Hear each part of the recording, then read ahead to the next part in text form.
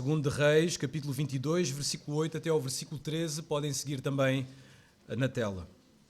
Diz assim a palavra de Deus. Então disse o sumo sacerdote Hilquias ao escrivão Safã: achei o livro da lei na casa do Senhor. Então o escrivão Safã veio ter com o rei e lhe deu o relatório, dizendo: o sacerdote Hilquias entregou-me um livro. E Safã o leu diante do rei. Tendo o rei ouvido as palavras do livro da lei, rasgou as suas vestes. Ordenou o rei, dizendo: ide e consultai o Senhor por mim, pelo povo e por todo o Judá, acerca das palavras deste livro que se achou. Porque grande é o furor do Senhor que se acendeu contra nós, porquanto nossos pais não deram ouvidos às palavras deste livro, para fazerem segundo tudo quanto de nós está escrito. Oremos. Pai nosso que estás nos céus, santificado seja o teu nome, venha o teu reino, faça-se a tua vontade, assim na terra como no céu. E agradecemos, Senhor, também pelo grande evangelho que nos traz salvação e a salvação que tivemos e que temos em Cristo Jesus, para a justificação dos nossos pecados. Em nome de Jesus nós oramos. Amém. No polémico documentário chamado By What Standard, que significa qual é a norma ou a partir de que padrão, traduzindo, no final da Assembleia Nacional da Convenção Batista do Sul, em 2019, após a aprovação da 9ª deliberação relacionada com filosofias anticristãs, neomarxistas, feministas e materialistas da teoria racial crítica e da interseccionalidade, com o intuito de aplicá-las a todas as estruturas evangélicas, incluindo as igrejas dos Estados Unidos e fora, o pastor Tom Haskell, que é o pastor diretor deste ministério e também a figura principal do documentário, ele faz um comentário que todos nós, como cristãos, igualmente deveríamos assumir. Passo a citar. Nós temos um livro. E o livro diz isto. E se acreditas no livro, estamos na mesma equipa. Assim como a Convenção Batista dos Estados Unidos, o nosso mundo também demonstra claras evidências de caos. Por isso nós vivemos num caos que claramente é visto pelas notícias, é visto pelos filmes, é visto só de olhar pela nossa janela. Vivemos numa sociedade que está num caos. Podemos contemplar o aumento da polarização e crises políticas, corrupção, tensões económicas a nível internacional, acrobacias militares entre nações, imposição de um secularismo totalitário, crescente perseguição ao cristianismo, aumento de desastres climáticos, excesso de poluição, o ateísmo, vírus, doenças, o ateísmo militante também na esfera académica, nas universidades, a crescente revolução sexual, a dependência informática e nas redes sociais, as ciberameaças, o aborto, a depressão, o suicídio, o igualitarismo radical, o hedonismo cultural, o egocentrismo, a relativização da verdade, a hostilidade para com estruturas hierárquicas, desobediência aos pais, o crescimento da cultura evangélica hip ou Hillsong, a supressão da confissão de fé, o amor ao dinheiro, o ódio à masculinidade, a deificação da natureza, etc, etc, etc. Vivemos num mundo que está em caos. A nossa cultura está caótica. Portanto, a pergunta que temos que fazer é como cristãos, como é que podemos viver, conservar-nos e influenciar este mundo que está em caos? Bem, a resposta para esta pergunta é que nós temos um livro. E este livro é o manual de Deus para a transformação humana e para o estabelecimento do seu governo. Por esta razão, a sociedade só tem duas escolhas. O nosso mundo só pode escolher uma coisa entre estas duas. Ou o governo de Deus, ou o caos. Ou o governo de Deus, ou o caos. Só existem estas duas opções. Ou o governo de Deus, ou o caos. Gary DeMar, no seu livro Restaurando os Fundamentos da Civilização, na parte introdutória do seu livro, ele escreve o seguinte: a principal razão pela qual a civilização anticristã sobrevive e parece prosperar é que os cristãos não se envolvem em construir uma cultura alternativa ou uma civilização original, fundada nos princípios encontrados na Palavra de Deus e também observáveis na criação. Além disso, muitos cristãos não acreditam que pode haver, ou deveria haver, uma civilização que está submissa à Palavra de Deus, uma civilização cristã. Por isso é que eles mandam, como diz o autor, como escreve o autor, mandam os seus filhos para a escola do governo, que é completamente anticristã, acreditando que os factos são neutros e que a educação pública é essencialmente gratuita. Esse pensamento tem um custo terrível, sem dúvida. Por isso, a ação dos cristãos pode resolver esse problema pela simples obediência à lei de Deus. Se os lobos vestidos de ovelhas são um problema para o povo de Deus, o que devemos então pensar dos lobos que se identificam como lobos e desejam suplantar a civilização cristã fundada em suposições materialistas? Existem muitos cristãos que não participarão dos esforços de construção da civilização, que inclui economia, jornalismo, política, educação e ciência, porque acreditam, ou foram ensinados a acreditar, que essas áreas de pensamento estão fora do reino de Deus e do que constitui a cosmovisão cristã. Por outras palavras, estes cristãos não acreditam que o Evangelho pode influenciar todas as áreas da vida e toda a forma de pensamento, todas as esferas. E isso não poderia estar mais longe da verdade. Agora, o que este autor diz é pura verdade. Contudo, nós, como cristãos, não precisamos de cair no desespero. E porquê que não precisamos de cair no desespero? Porque nós temos um livro. Nós temos um livro. E Israel, quando preparava-se para entrar na terra prometida, na terra que Deus deixou para esta nação, eles não estavam confiantes na sua espada, nem nos seus materiais de cultivo, nem na sua faculdade de fazer boa ou má política. Eles estavam confiados no livro. Deus deu-lhes um homem de Deus, com uma vara de Deus, e o seu livro para conquistar e transformar uma sociedade. Então Israel está aí no limiar, preparada para entrar na terra prometida, mas Israel necessitava de reestruturar esta terra, de criar uma cultura que era a cultura de Deus e crescer e educar os seus filhos nesta cultura que saía, que brotava do livro de Deus, o livro.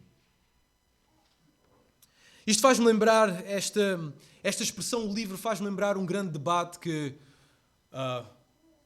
o papá do David Delgado, Ken Ham, teve com um cientista muito famoso nos Estados Unidos. E o debate falava acerca da ciência, das origens e tudo mais. E sempre o Ken Ham respondia: sabes, nós temos um livro que diz. E já podem imaginar como é que o cientista ficava. Ele ficava furioso. Furioso. Mas esta é a máxima que nós temos que ter. Nós temos um livro. E o nosso livro diz isto. E Israel vai com esta máxima para Canaã. Enfrentar os cananeus, que também, como a nossa sociedade, vivia num caos completo e absoluto. Os cananeus. Agora, os cananeus eram um povo interessante. Diferente da Mesopotâmia e do Egito, o território de Canaã não tinha nada de impressionante. Agora, sabemos que Abraão cresceu na área da Mesopotâmia, que era uma área fértil e rica, e que depois o povo de Israel teve escravo no Egito, que também era uma área abundante e rica. E Deus tira dessas duas esferas para colocar em Canaã, uma zona que não tinha nada de impressionante. Provavelmente Deus queria ensinar humildade ao seu povo e confiança, não nos recursos da terra, não nas suas habilidades, mas confiança no Deus que supra as necessidades. A sua hidrografia, ou a parte líquida da terra, era fraca e limitada, tendo como exceções o grande rio Jordão e o lago de Genezaré, que era muito rico para a pesca. Além do mais, o seu clima, o clima de Canaã, era sufocante e por isso não era atraente para a colonização. Por causa da escassez de rios, Canaã dependia daquilo que nós conhecemos como chuvas periódicas. E por isso, quando havia qualquer desequilíbrio neste sentido, isto causava sérias dificuldades económicas em toda a região. Então a única esperança para uma abundância na agricultura eram estas chuvas que Israel não podia controlar.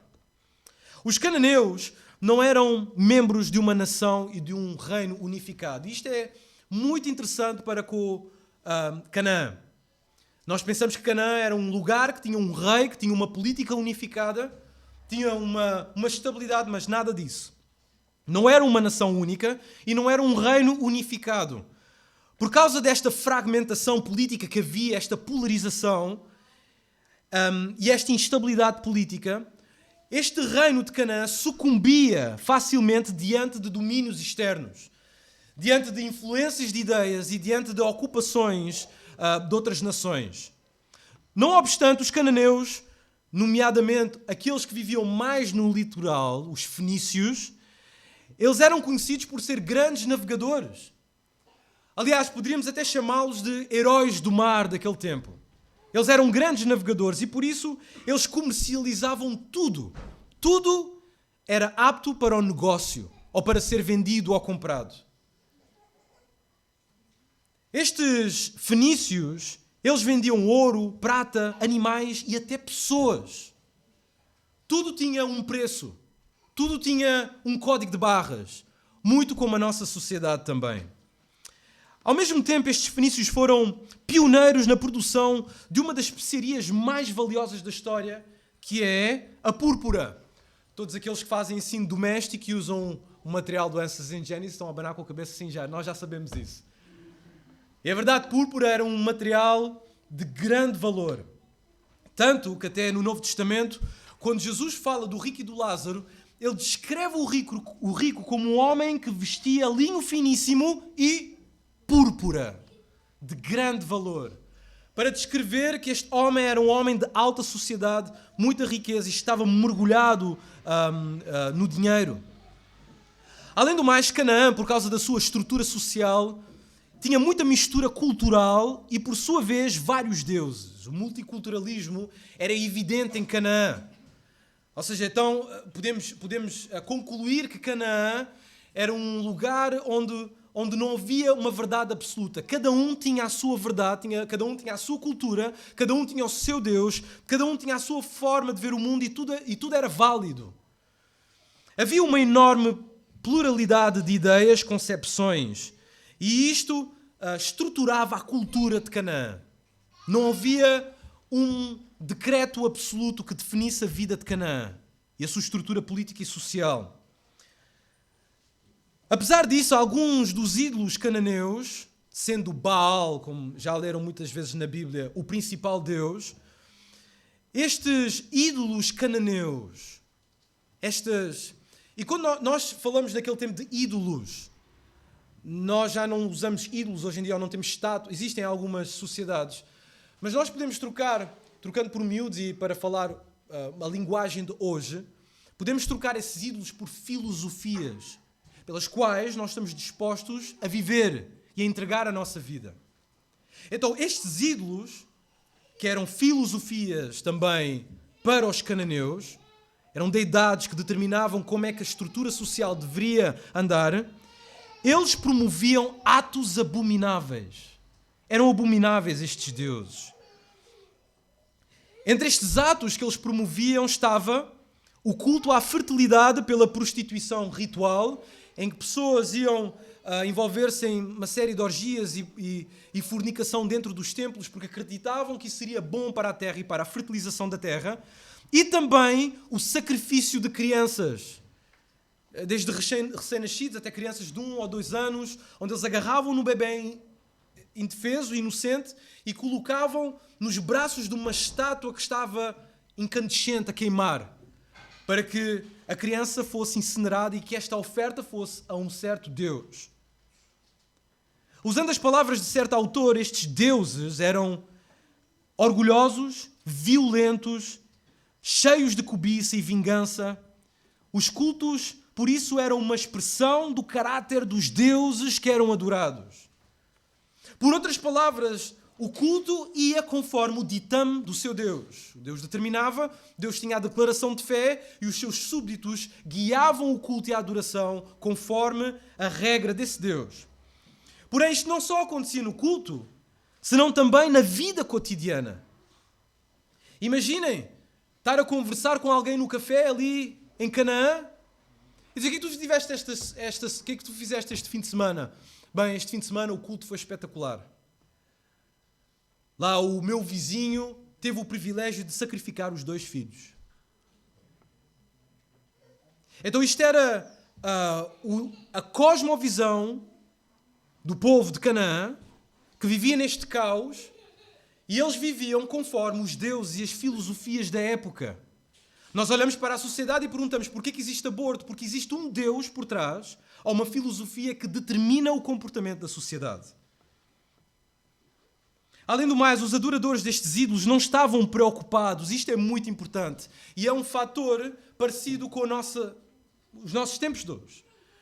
Os adoradores destes ídolos não estavam preocupados com a sua moralidade, com a moralidade deles mesmos ou com a moralidade dos ídolos. Se aquilo que os ídolos faziam era certo ou errado, esta não era a preocupação.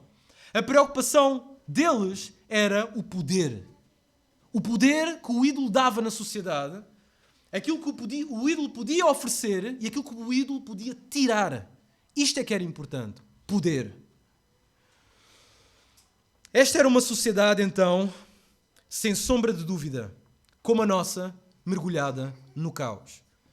E Deus diz a Moisés: Moisés, levanta-te, leva este povo, leva uma vara e leva um livro. E esta terra é vossa. Impressionante. O autor do Pentateuco, nós não colocamos aqui em discussão, não é? O autor do Pentateuco é Moisés. E toda a Bíblia atribui a autoria do Pentateuco, dos 5 primeiros volumes da Bíblia, a Moisés. E também a história da igreja. Então Moisés, depois de trazer ao Egito as terríveis pragas, que nós não falámos na semana passada, mas falámos que Moisés estava prestes a entrar no Egito, depois daqueles 40 anos de formação. Moisés entra no Egito e traz pragas terríveis que destroem o Egito por completo. Agora Moisés não usa as táticas dos homens, ele não usa a sua capacidade política, ele não usa influências que ele tinha no trono. Ele simplesmente ataca os deuses da sociedade. Atacando os deuses da sociedade, traz uma sociedade abaixo, e é isso que Moisés faz pelo poder de Deus. É por isso que Moisés era tão odiado. Moisés era odiado porque ele trazia uma mensagem do único Deus verdadeiro e a sua mensagem evangelística dizia: todos esses deuses são pecaminosos, são falsos e eles têm que cair para que o povo seja livre. Então o Egito cai. Literalmente, até os habitantes do Egito dão-se conta e falam com o faraó, diz: já não vês que o Egito está acabado? Já não temos nação, já não somos a nação mais poderosa do mundo.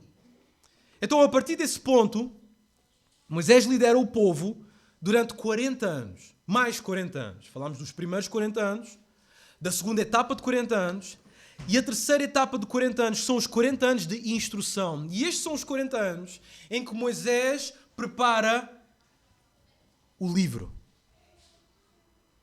Moisés registra tudo o que aconteceu a Israel e conclui o Pentateuco nas campinas de Moabe em 1400 a.C.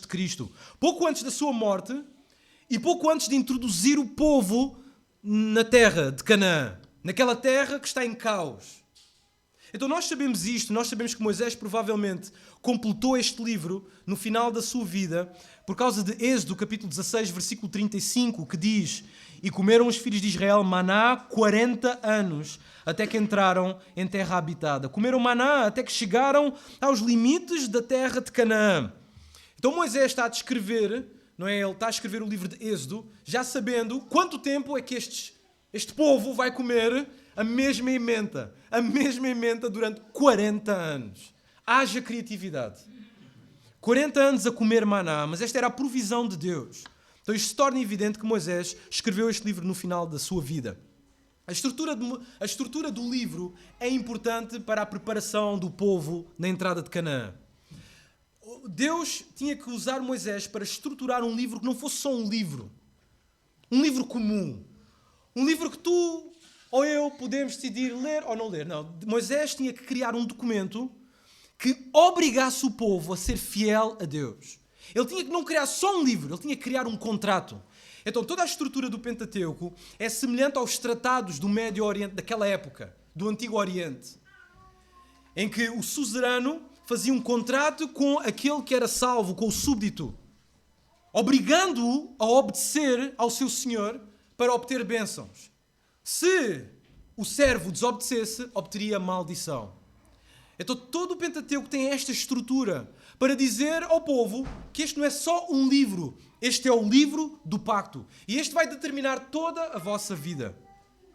Então só a Tora, também é chamada, nós usamos a expressão Pentateuco, mas também é chamado Torá, vai de Gênesis a Deuteronômio.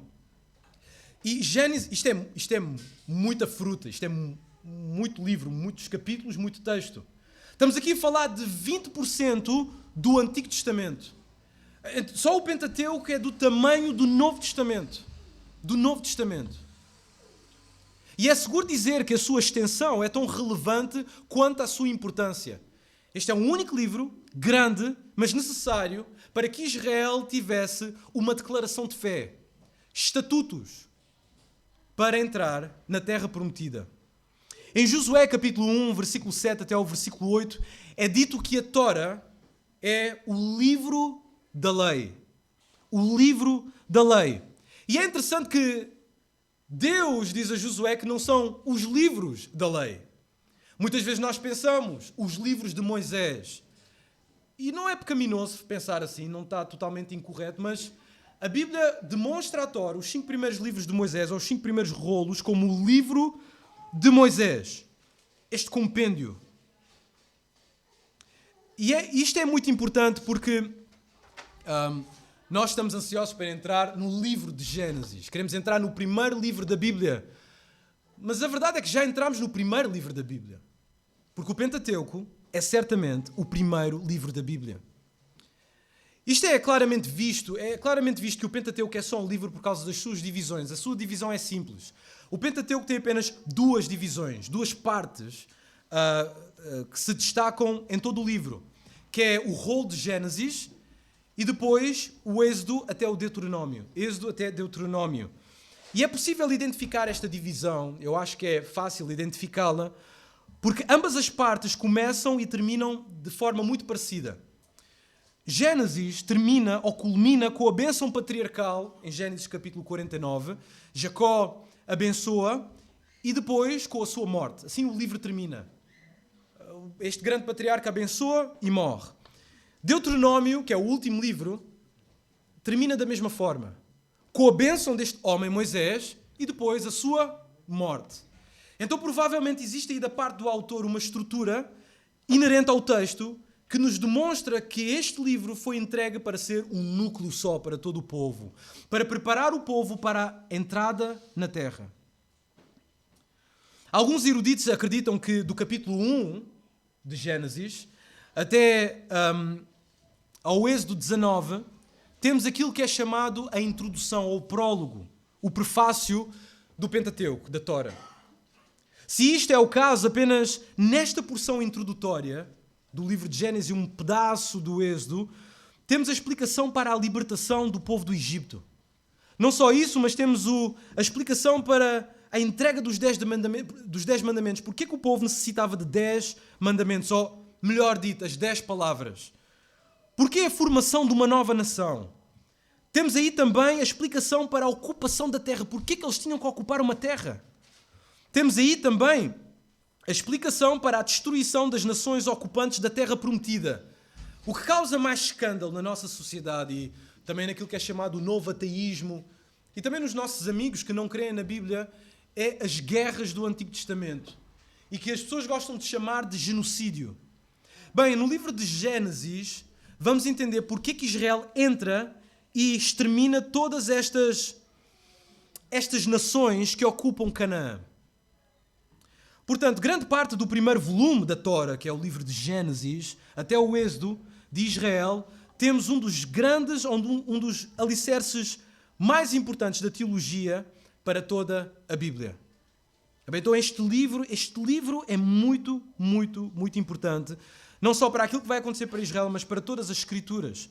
Além do mais, a Torá é constituída, e aqui entramos a nossa visão clássica do Pentateuco, é os 5 livros, ou os 5 rolos.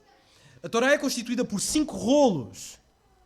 E estes 5 rolos são produzidos de uma forma sucessiva. Agora, estamos a falar aqui de um género literário. É um livro que nos foi dado.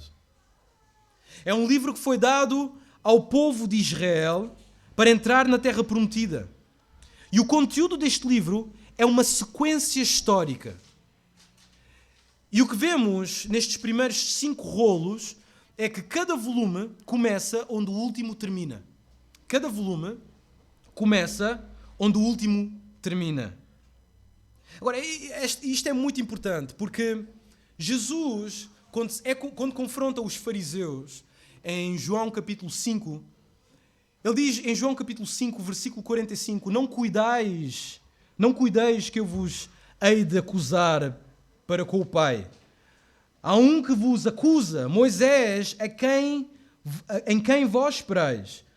Porque se vós cresceis em Moisés, crerias em mim, porque de mim escreveu ele. Mas se não credes nos seus escritos, como crereis nas minhas palavras?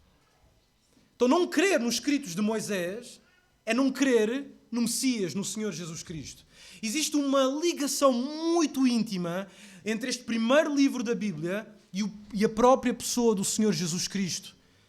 Então toda a estrutura do livro, de certa forma, acaba por ser uma sombra do Senhor Jesus Cristo. Temos o primeiro volume, o primeiro rolo. E o primeiro rolo é o livro de Gênesis, que descreve a história inicial do universo até a morte de José. A declaração, no princípio, Deus criou os céus e a terra e instrui-nos acerca da autoexistência de Deus, acerca da soberania absoluta de Deus, da sua eternidade, da sua omnipotência, do seu controlo em todos os detalhes da história. Só nesta expressão. E outras mais que falaremos posteriormente quando entrarmos no livro de Gênesis. Então, este é o grande tema do livro. No livro de Gênesis, vemos, no princípio, criou Deus os céus e a terra.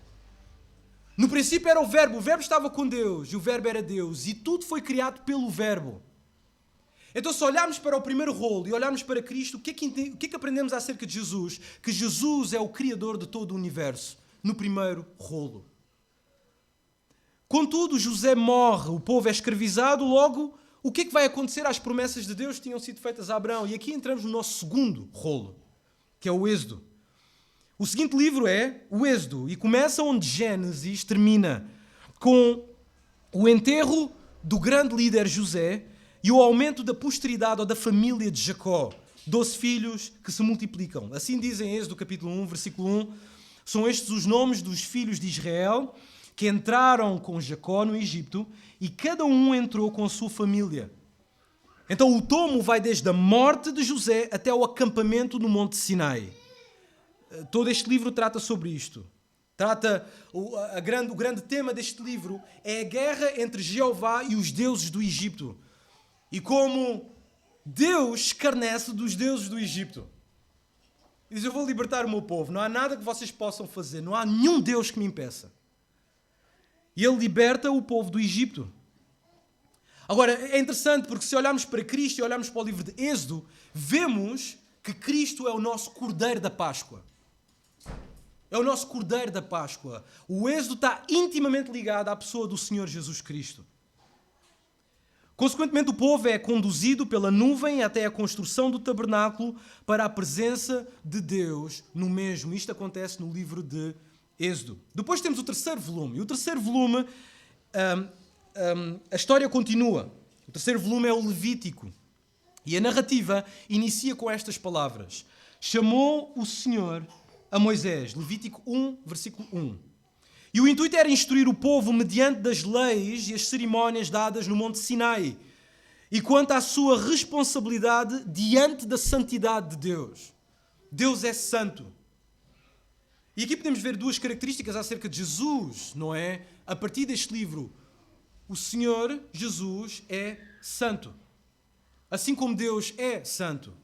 E por isso há essa exigência para que o seu povo seja santo. O livro termina basicamente com o resumo da sua mensagem. São estes os mandamentos que o Senhor ordenou a Moisés para os filhos de Israel no Monte Sinai.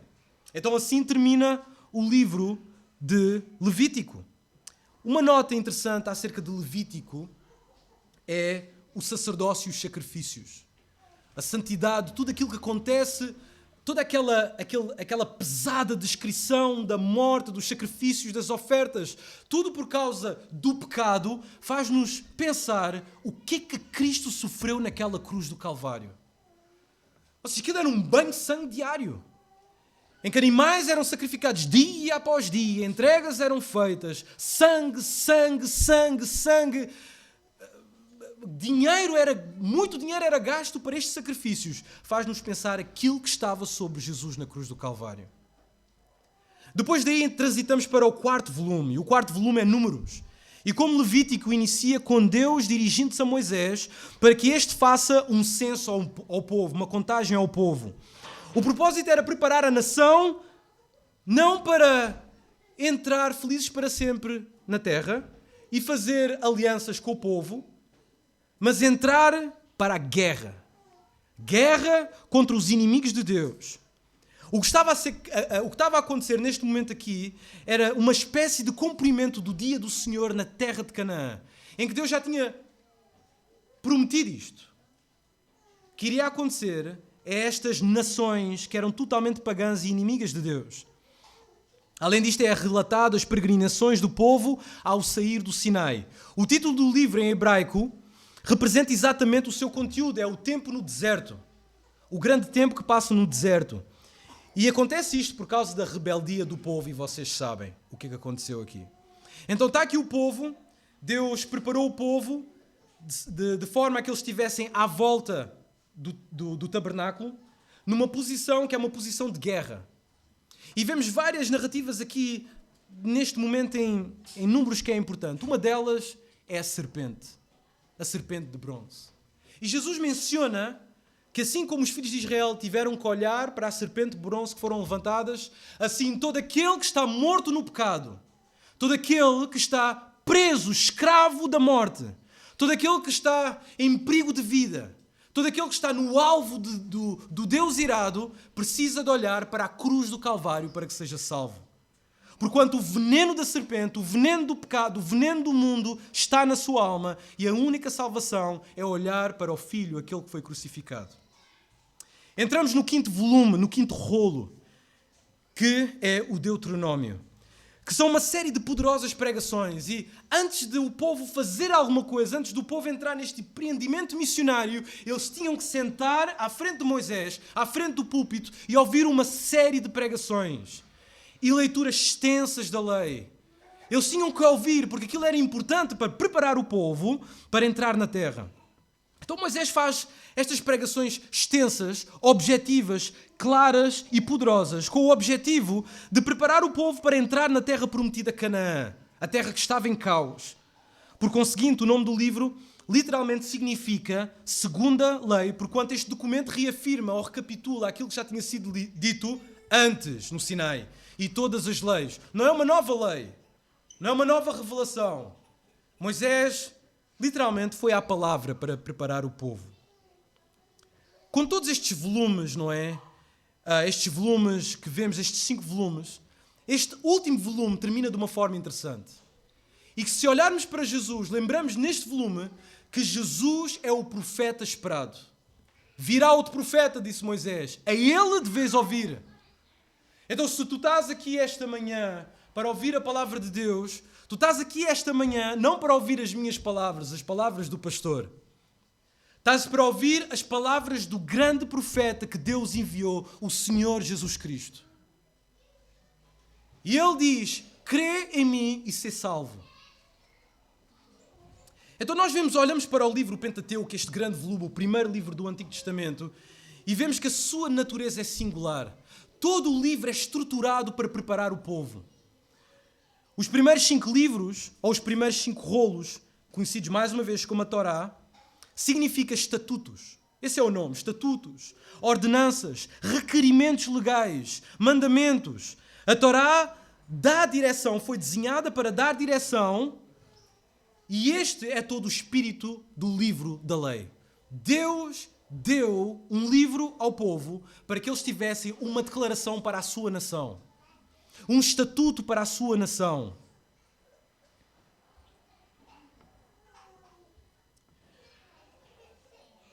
Eu gostaria de concluir, depois desta exposição da importância do livro da lei e a sua Constituição, eu gostaria de concluir exortando a todos nós, como congregação. Nós devemos olhar para este exemplo de Moisés em Moabe, diante do seu povo, a pregar para o seu povo, exortar o seu povo a lembrar da lei, como os tempos que estamos a viver hoje. Todos nós estamos aqui para ouvir a exortação do Senhor.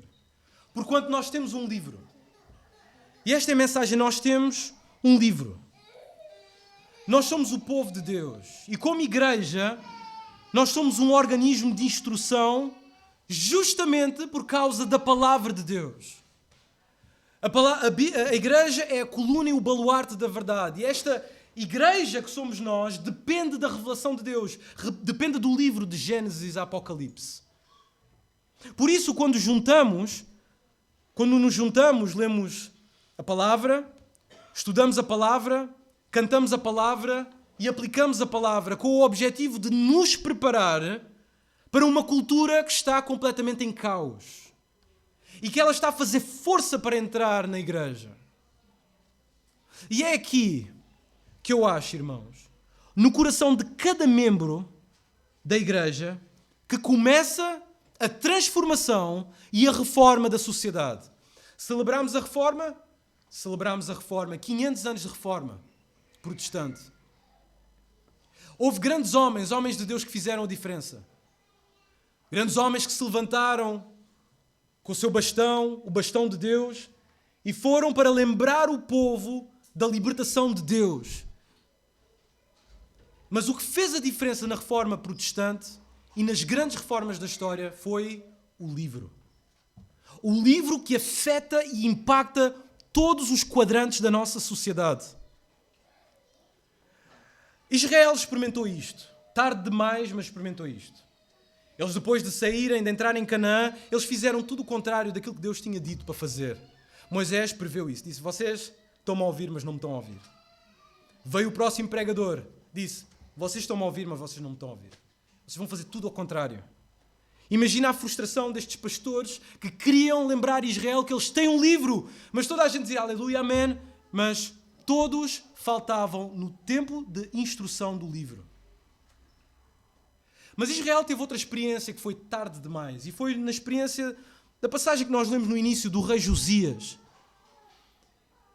E na descoberta do livro da lei, o rei Josias e Israel naquele tempo experimentam 5 coisas significativas, ou 5 coisas significativas acontecem ali com Israel que foram importantes para a transformação da sociedade naquele tempo, mesmo sendo tarde demais. A primeira coisa que aconteceu é que o rei ouviu o livro.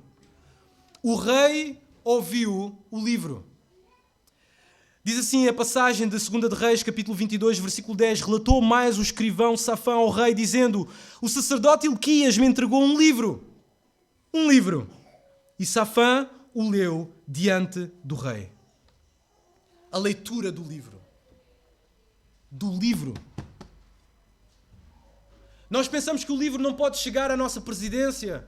Enganamo-nos, pode chegar. A leitura do livro. Que não pode chegar ao Parlamento, pode chegar a leitura do livro.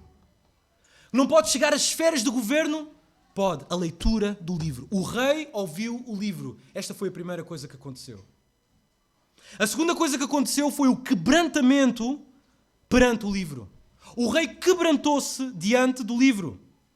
Capítulo 22, versículo 19. Porquanto o teu coração se estremeceu, disse Deus a Josias, e te humilhaste perante o Senhor, quando ouviste o que falei contra este lugar e contra os seus moradores, que seriam para assolação e para maldição, e rasgaste as tuas vestes e choraste perante mim. Também eu te ouvi, diz o Senhor. Quebrantamento diante do livro. Quebrantamento. Certamente na nossa sociedade falta quebrantamento diante do livro. Mas a nossa sociedade não precisa de quebrantar-se diante do livro porque nós não nos quebrantamos diante do livro. O livro que quebranta corações. É isto que faz a diferença para uma sociedade que necessita ser transformada do caos. Quebrantamento diante do livro. Dias após dias sem ler o livro. Semanas sem ler o livro. Meses sem ler o livro. Claro que não ficamos quebrantados diante do livro. Quarta-feira é ensinado o livro. Sexta-feira é ensinado o livro. Sábado é ensinado o livro, mas eu não vou. Claro que eu não me quebranto diante do livro. Bem, congregação, é hora de ouvirmos o livro e nos quebrantarmos diante do livro como o rei se quebrantou. A terceira coisa que aconteceu também foi que o livro foi levado ao povo. Houve uma ação da parte do rei. Temos que levar isto ao povo. E o texto diz, no capítulo 23, versículo 2, que o rei subiu à casa do Senhor. E com ele, todos os homens de Judá, todos os moradores de Jerusalém, os sacerdotes, os profetas e todo o povo, desde o menor até o maior. E leu diante deles todas as palavras do livro da aliança que fora encontrada na casa do Senhor. O livro foi levado ao povo.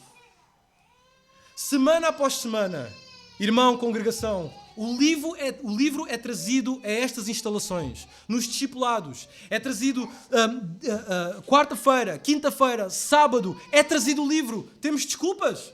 Não temos. O livro é trazido ao povo. Então, se o livro é trazido ao povo, a nossa responsabilidade é ir em direção ao livro. Ouvir a convocação que é feita da congregação, que diz, é hora do livro, e todos nos juntamos para ouvir o livro. Tivemos uma assembleia ontem, onde nos foi exortado que devemos estar presentes como congregação para ouvir o livro. Mas se não estamos para ouvir o livro, que mudanças queremos? Sejamos sinceros. O que nós escolhemos não é o reino de Deus. Nós queremos o caos. É isto que nós queremos. A quarta coisa que acontece é que o povo compromete-se com o livro. Capítulo 23, versículo 3 diz, e o rei se pôs em pé junto à coluna e fez aliança ante o Senhor, para o seguirem, guardarem os seus mandamentos, os seus testemunhos e os seus estatutos, de todo o coração e de toda a alma, cumprindo as palavras desta aliança que estavam escritas naquele livro. E todo o povo anuiu a esta aliança. O povo comprometeu-se com o livro. Qual é o teu compromisso com o livro? Não, eu não tenho tempo para estudar a Bíblia. Não, eu não tenho tempo para ler estes livros. Eu não posso fazer este curso de teologia. Não, eu não tenho. O povo sacrificou-se para comprometer-se com o livro. Se queremos fazer alguma coisa para com o livro, temos que nos comprometer e sacrificar aquilo que temos de sacrificar para benefício de receber do livro. O livro. O povo comprometeu-se com o livro. E por fim, o livro, assim, consequentemente, mudou a sociedade. Mudou a sociedade. Capítulo 23, versículo 4 diz, então o rei ordenou que tirassem do templo do Senhor todos os utensílios que se tinham feito para Baal. Como é que Baal acabou em Israel? Bem, acabou em Israel porque Israel recebeu o livro, agarrou o livro, disse, o pastor está morto, meteu o livro na estante e disse, agora tenho que ir trabalhar. Não tenho tempo para o livro. O meu tempo, eu tenho que arranjar estratégias para tentar fazer paz com os outros que têm visões diferentes do mundo. Não posso usar o livro. Não dá, é mau para os negócios. Então Baal entrou com toda a fúria. Mas o rei Josias lembrou do livro, leu o livro, levou o livro ao povo e isto mudou a sociedade. Levou a queimar todos os utensílios que pertenciam a uma cosmovisão contrária à lei de Deus. E o texto diz: e os queimou fora de Jerusalém. Estas são as 5 coisas que aconteceram para que houvesse um avivamento. E isto está nas nossas mãos. O que é que tu escolhes hoje? Como Josué diz, escolhe o Deus que vais servir, o livro a que tu vais servir. Ou o governo de Deus, ou o caos. Congregação está nas nossas mãos. Cada culto faltado, cada reunião de oração faltada, cada curso de teologia faltado é dizer: Deus, nós queremos o caos. É isso que nós queremos. Agora, o Novo Testamento teve uma reforma semelhante também. Atos capítulo 19. Quando Paulo chega a Éfeso, em Éfeso acontece uma tremenda, um tremendo avivamento. Diz em Atos capítulo 19: aconteceu que, estando Apolo em Corinto, Paulo chegou a Éfeso, capítulo 19, versículo 1. E durante 3 meses Paulo frequentou a sinagoga, onde falava ousadamente, dissertando e persuadindo com respeito ao reino de Deus. Visto que alguns deles se mostravam empedernidos e descrentes, Paulo, apartando-se deles, separou os discípulos, passando a discorrer diariamente na escola de Tirano. Durou isto por espaço de 2 anos, dando ensejo a que todos os habitantes da Ásia ouvissem a palavra do Senhor, o Evangelho, tanto judeus como gregos, sem discriminação. O livro para toda a gente. E Deus, pelas mãos de Paulo, fazia milagres extraordinários. Capítulo 19, versículo 8 até ao versículo 11. Versículo 17. Chegou este facto ao conhecimento de todos, habitantes de Éfeso. E aí veio o temor sobre todos eles e o nome do Senhor Jesus era engrandecido. Versículo 18. Muitos dos que creram vieram confessando e denunciando publicamente as suas próprias obras. Também muitos dos que haviam praticado artes mágicas, reunindo os seus livros, os queimaram diante de todos. Assim a palavra do Senhor crescia e prevalecia poderosamente. O livro foi trazido.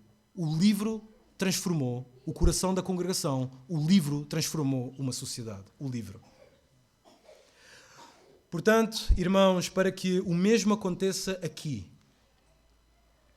toda a nossa congregação tem de escolher hoje o que está disposto a sacrificar para ler o livro, ouvir o livro, estudar o livro e falar do livro.